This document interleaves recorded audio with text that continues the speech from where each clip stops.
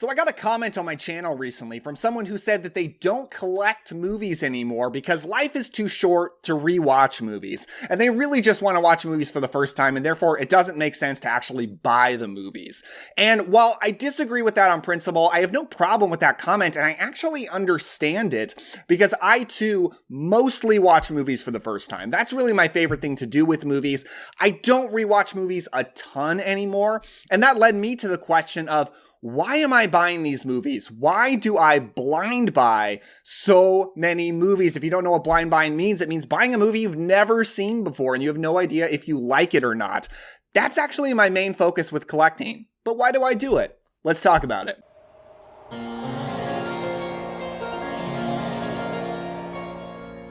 What's going on, my friends? Welcome again to the Cobwebs channel. My name is Daniel, and yes, I buy a lot of movies. In fact, you might say that one of the main focuses of this channel is buying movies I've never seen, checking them out, and talking to you guys about them. But why do I do it? Well, the fact is, buying the movies that I love, owning the movies I love, is not my main focus when it comes to collecting. My main focus with collecting is buying movies I've never seen that I want to watch soon.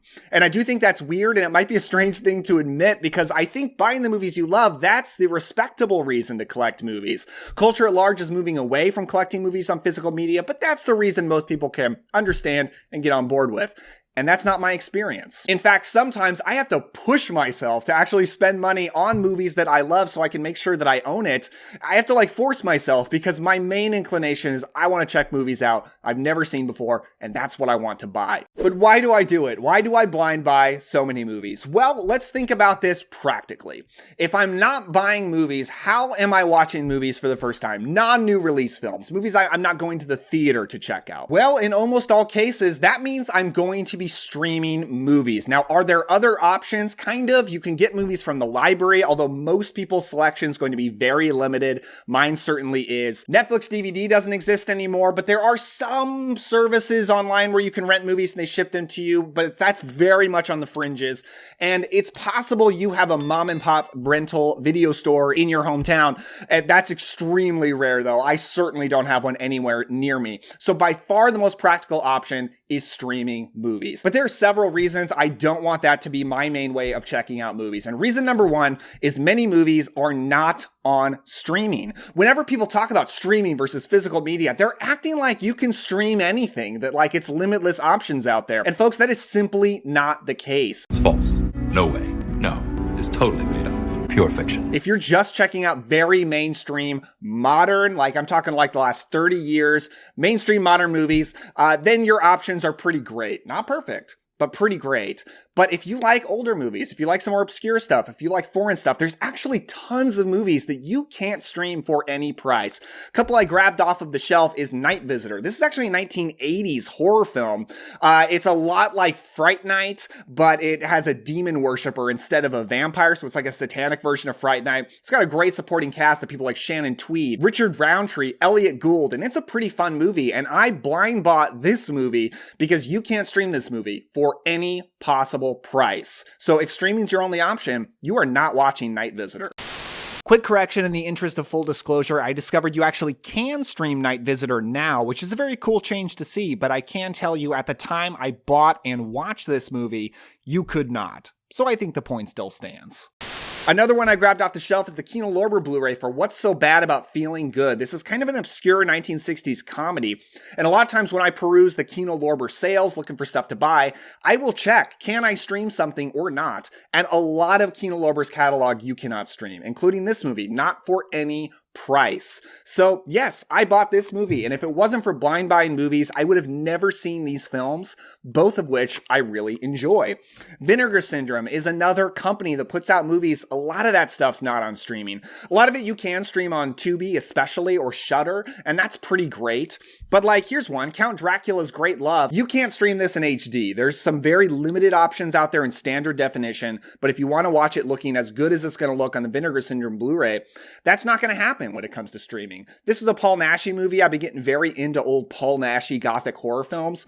A lot of his catalog is not on streaming at all for any price. So if I want to check out a lot of Paul Naschy movies, blind buying physical media is the way to go. Reason number 2 I don't want to rely on streaming is that streaming costs add up. When it comes to those subscription services, the costs keep going up. HBO Max and Netflix especially, they keep raising their prices, and that gets expensive when you get several different services. And if you're only going to rely on one service, then your options are going to be very, very limited. Now, it's true that you can rent most movies on streaming, but like I said, certainly not all movies, but you can rent a ton of different things and just pay for them individually. But in almost all cases, that's going to be $3.99 a rental.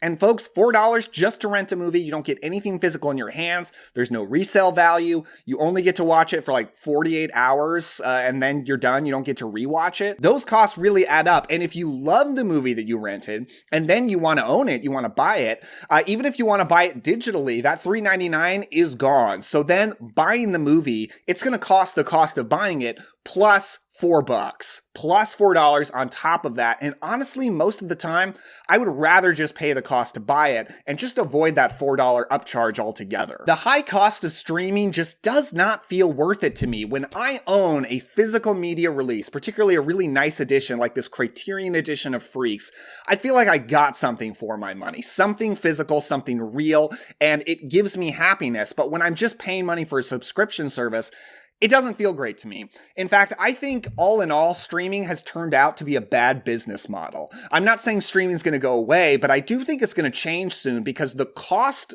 to provide the service of streaming, particularly with a lot of original content like they pretty much all do at this point, if that's a very high cost, and I don't think it meets the cost that the consumer is willing to pay. And that's why most of these streaming companies are operating in the red, because it costs more than most consumers want to pay for it. And I just think it's a bad business model altogether. Like I said, it's not going to go away. I'm not being crazy in saying that, but I think it's going to change. I think this streaming bubble is going to burst. Reason number 3 I don't want to rely on streaming is inconsistent and unpredictable quality. I'm talking about buffering. If you have any kind of Wi-Fi connectivity issues, I'm talking about subtitles, whether lacking subtitles entirely or having really low quality subtitles. Vudu particularly is terrible about this. They technically have subtitles. They're terrible. They're delayed almost all the time. And I've become someone who actually quite likes subtitles, even when I'm watching something in English. Not all the time, but they can be helpful. And streaming subtitles, oftentimes, they're not up to par. Unknown quality, even if you rent something in HD, you're not positive it's actually going to look great. Aspect ratios, you don't actually know if something's going to be the right aspect ratio when you pay money to rent it. And dubbing. What language is the movie in? I'm particularly talking about like older exploitation films. Quick story, Drunken Master 2. Before this Warner Archive Blu-ray came out, this is a Jackie Chan, classic Jackie Chan movie, by the way. I rented this on streaming with a buddy of mine when we just wanted to watch a cool martial arts movie. We put it on, and the movie was not in the original Cantonese language. It was dubbed in English.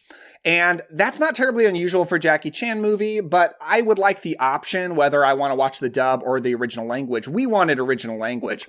And the English dub for this movie, in our opinion, was so bad that it was like impossible to pay attention to the movie. The dialogue, the story, the characters, like we found it just completely impossible to get into because the dub was so terrible. And I really looked over the listing after I rented it, like, did I make a mistake? Did it tell me this is English dubbed? And I just didn't pay attention. And no, there was no information about what language this would be in. So if you're paying to rent something and it's like a Jackie Chan movie or maybe an Italian exploitation film from the 70s or something, you don't know what language you're going to get. Streaming has completely inconsistent, unpredictable quality and features, and I don't like it. I would rather own the release and be able to watch it exactly how I want. So the next reason that I blind buy movies apart from streaming is a reason that I don't hear very many people talk about. And a lot of times when people kind of bash physical media collecting and say it's a waste of money, they're not acknowledging this fact, and that is movies, physical media, Blu-rays, 4Ks,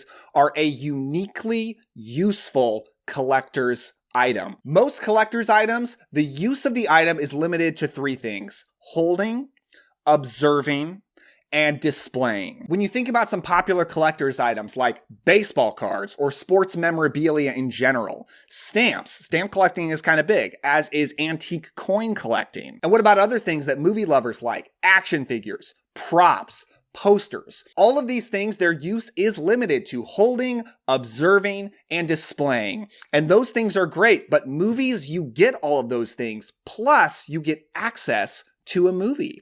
You get unlimited access to that film as long as you want it, as well as extra features. Now, here's an example.